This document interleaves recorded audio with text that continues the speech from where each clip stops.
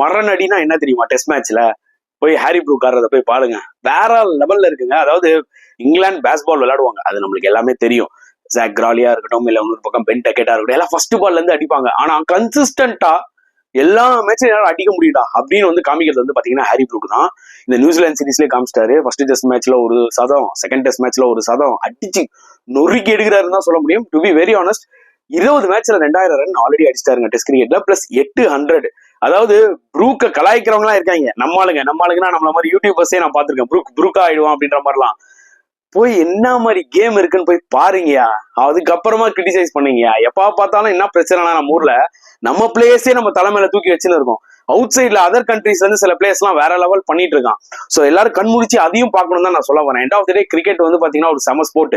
அது வந்து நம்ம கண்ட்ரிலே பார்க்க கூடாது, அதர் மேட்சஸ்லும் வந்து பாத்தீங்கன்னா சில பிளேயர்ஸ் அவுட்ஸ்டாண்டிங்கா பெர்ஃபார்ம் பண்றாங்க. சோ தயவு செஞ்சு அதையும் விட்னஸ் பண்ணுங்கன்றதான் என்னோட ஒரு கருத்து.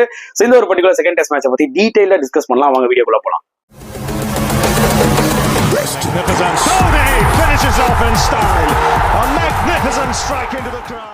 வணக்கம் நண்பர்களே, welcome to my channel CCF, உங்கள் cricket with mister Cocktail Furious. இப்போ நம்ம டிஸ்கஸ் பண்ண போற topic New Zealand versus England second test match at Wellington Basin Reserve. One of my favourite cricket ground, என்னோட ஒரு சைல்ட்ஹுட் மெமரியான ஒரு கிரவுண்டுனே கண்டிப்பா நான் சொல்லுவேன். எனக்கு ரொம்ப பிடிக்கும் Wellington Basin reserve. So obviously இந்த ஒரு பர்டிகுலர் மேட்ச்ல இங்கிலாந்து 323 ரன்ஸ் வித்தியாசத்துல வச்சு செஞ்சுட்டாங்க நியூசிலாண்டை. ஸோ சீரீஸும் 2-0 வின் பண்ணாங்க. ஆஃப்டர் லாங் டைம் வந்து பாத்தீங்கன்னா அவங்க வந்து நியூசிலாந்து வந்து ஒரு டெஸ்ட் சீரீஸ் வின் பண்றாங்க. இதுவே ஒரு super achievement under the captainship of Ben Stokes.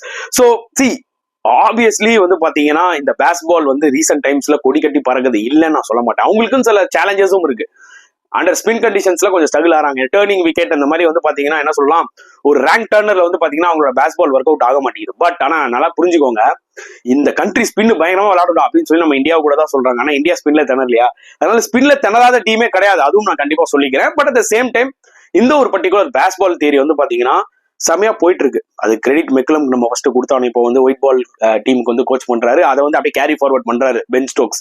But they have to win Ashes. இதே பேஸ்பால் வச்சு நீங்க ஆஷஸ்ல வின் பண்ணுங்க, இதே பேஸ்பால் வச்சு நீங்க இந்தியாவில வந்து ஒரு டெஸ்ட் சீரிஸ் வின் பண்ணுங்க, இதே பேஸ்பால் வச்சு நீங்க ஒரு WTC ஃபைனல் வாங்க.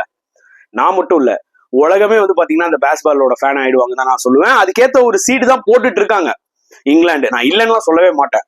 பட் அது கிளிக் ஆச்சுன்னா இன்னுமே சூப்பரா இருக்கும்ன்றதான் என்னோட ஒரு பாயிண்ட் ஆஃப் வியூ.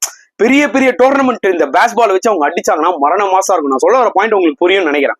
சோ இந்த ஒரு பர்டிகுலர் செகண்ட் டெஸ்ட் மேட்ச் குள்ள இப்ப நம்ம வந்து போவோம். சோ டாஸ் வின் பண்ணி போலிங் எடுத்தாங்க நியூஸ்ல, எனக்கு நல்லா புரிஞ்சுது. அதாவது வெல்லிங்டன் பேசின் ரிசர்வ்ல ஸ்டார்டிங்ல அந்த ஒரு மாய்ஸ்டர் இருக்கும், அதை வந்து எப்படியாவது ஃபாஸ்ட் பாலர்ஸ் வச்சு யூஸ் பண்ண பார்ப்பாங்க.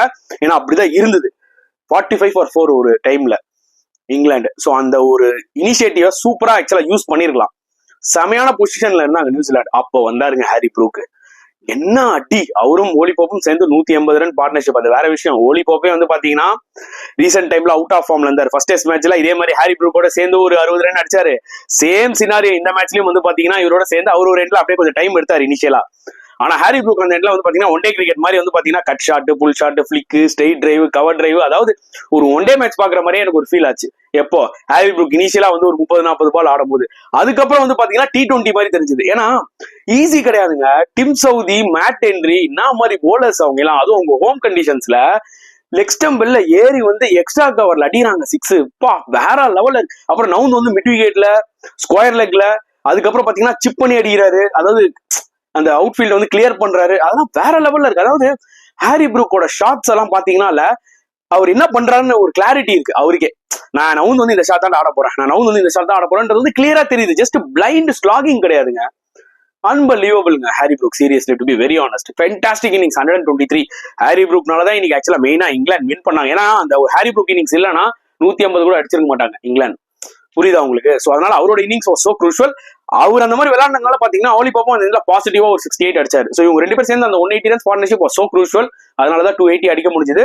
நியூசிலாந்து போலிங் எடுத்துக்கிட்டீங்கன்னா அந்த ஓப்பனிங் ஸ்பெல்ல மேட் ஹென்ரியும் சரி, நாதன் ஸ்மித்தும் வேற லெவல்ல போட்டாங்க. பட் அதுக்கப்புறம் ஹாரி ப்ரூக் வந்து பாத்தீங்கன்னா அந்த கேம் எடுத்துட்டு போயிட்டாருன்னு தான் சொல்ல முடியும். Tim Southee had a very ordinary first innings, கண்டிப்பா சொல்லியே ஆகணும். செகண்ட் இன்னிங்ஸ்ல ஒரு பெருசா பண்ணல. அண்ட் வில்லியம் ரோர்கி கொஞ்சம் நல்லா போட்டார், 3 விக்கெட். போன மேட்ச்ல வந்து பாத்தீங்கன்னா ஸ்மித் அண்ட் வில்லியம் ரோர்கி எல்லாம் 140-150 ரன் கொடுத்தாங்க. இதே மாதிரிதான் பேஸ்பால் இல்ல ஆடுன்னு ஆடினாரு ஹாரி ப்ரூக். வேற லெவல்ல இருந்தது. சரி, எனக்கு என்ன ரொம்ப பிடிச்சிருக்குன்னா ஹாரி ப்ரூக் கிட்ட கன்சிஸ்டன்சி. பேஸ்பால் ஆடுறது ஓகேங்க, பட் கன்சிஸ்டன்டா ஆட முடியுமா? சரி நீங்க பாத்துக்கோங்க, ஜாக் கிராலி எவ்வளவு ஸ்ட்ரகிள் ஆகிறாரு பாருங்க. Continuous failure. ஆனா பென்டெகெட் பாத்தீங்கன்னா நடுவில் ஃபெயிலியர் ஆனாலும் அப்பப்போ ஒரு 90 ஒரு 100 அடிச்சிடுறாரு, அது போதும் டீமுக்கு. ஆனா நான் ஹாரி ப்ரூக் கிட்ட என்ன பாக்குறேன்னா கன்சிஸ்டன்டா பாக்குறேன். மேட்ச் டு மேட்ச் 100 இல்ல 70 ஒரு 60 ஒரு 50, அதெல்லாம் அன்பலியபிள்ங்க. எனக்கு தெரிஞ்ச Harry Brook is next captain material for England. Ben Stokes அப்புறம் ஓப்பனா சொல்றேன், அடுத்த கேப்டன் மெட்டீரியல், அதுல எந்த டவுட்டுமே கிடையாது. ஏன்னா அந்த பேஸ் பாலுக்கு ஏத்த மாதிரி செட் ஆயிட்டாரு அவரு. நான் இருக்கேன் தல, உனக்கு அப்புறம் நான் கேரி ஃபார்வர்ட் பண்றேன் அப்படின்ற மாதிரி வேற லெவல்ல ஆக்சுவலா விளையாடிட்டு இருக்காரு. அண்ட் ஓலி போப்புக்கும் வந்து பாத்தீங்கன்னா ரொம்ப ரொம்ப இம்பார்ட்டன்ட் இன்னிங்ஸ் இதெல்லாம். அந்த 68 கீப்பிங்கும் இப்போ அவர் தான் பண்றாரு, புரியுதா உங்களுக்கு? ஏன்னா ஜேமி ஸ்மித் இன்ஜுரினால இவர் பண்றாரு. ஸோ விக்கெட் கீப்பிங் ஸ்கில்ஸும் நல்லா பண்றாரு. பிளஸ் இந்த ஒரு 60 it's going to give him lot of confidence. He has to thank Harry Brook தான். ஏன்னா அந்த 260 அவர் வந்து பாத்தீங்கன்னா ஆப்போசிட்ல ஹாரி ப்ரூக் தான் இருந்தாரு. ஸோ 280 அடிக்கும் போதே வந்து பாத்தீங்கன்னா அந்த டைம்ல ஒரு நல்ல ஸ்கோரும் தெரிஞ்சது. ஆனா நியூசிலாந்து டாஸ் வின் பண்ணி போலிங் எடுத்தீங்க. அதுக்கப்புறம் போக போக ஓரளவுக்கு பேட்டிங் பெட்டரா இருக்கும். ஆனா 125 ஆல் அவுட், நிஜமாவே ரொம்ப ரொம்ப கொடுமையான ஒரு பேட்டிங் சொல்லுவாங்க. அவங்க ஹோம் கண்டிஷன்ஸ்ல எப்படி இந்தியா அவங்க ஹோம் கண்டிஷன்ஸ்ல திணறாங்களோ, நியூசிலாந்து வந்து பாத்தீங்கன்னா அவங்க ஹோம் கண்டிஷன்ஸ்லயே வந்து பாத்தீங்கன்னா சர்வைவ் ஆக மாட்டேங்கிறாங்க. அண்ட் இங்கிலாந்து எடுத்துக்கிட்டீங்கன்னா கிறிஸ் வோக்ஸ் எப்படினால ஒரு இன்னிங்ஸ் ஒரு மாதிரி சுமாரா போடுவார், செகண்ட் இன்னிங்ஸ்ல கம்பேக் ஆயிடுவார்.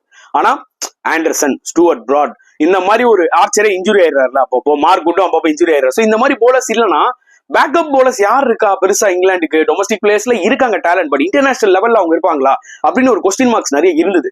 பட் இப்போ பாத்தீங்கன்னா கஸ் அட்கின்சன் ரீசென்ட் டைம்ல நான் ஒரு 3 டெஸ்ட் சீரிஸ் ஆனா நான் டெபியூ பண்ணதுல இருந்து பாருங்க, நான் எல்லா சீரிஸும் கவர் பண்ணிட்டு இருக்கேன். அந்த மனுஷன் பாத்தீங்கன்னா அவரோட பொசிஷனை சீல் பண்ணிட்டாரு. அதுக்கப்புறம் பிரைடன் கார்சன் ஒரு பிளேயர் எடுத்துட்டு வந்தாங்க. இது மொத்தமே 4 டெஸ்ட் மேட்ச் தான் ஆடி இருக்காரு. பட் இந்த சீரீஸ்ல லுக்கிங் சோ இம்ப்ரெசிவ் அண்ட் டேஞ்சரஸ்ங்க. சோ அவங்களுக்கு வந்து பாத்தீங்கன்னா அந்த தேவை இருக்கிற அந்த ஒரு ஃபாஸ்ட் பவுலிங் டேலண்ட் கிடைக்குது இப்போ.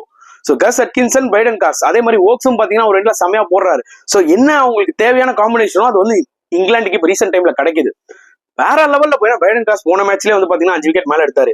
இந்த ஃபர்ஸ்ட் இன்னிங்ஸ்லயும் இவர் ஒரு 4 விக்கெட் ஃபென்டாஸ்டிக்கா போட்டாரு. Literally unplayable. கஸ் அட்கின்சன் வேற பாத்தீங்கன்னா 4 விக்கெட் மட்டும் கிடையாது, ஹேட்ரிக் வேற.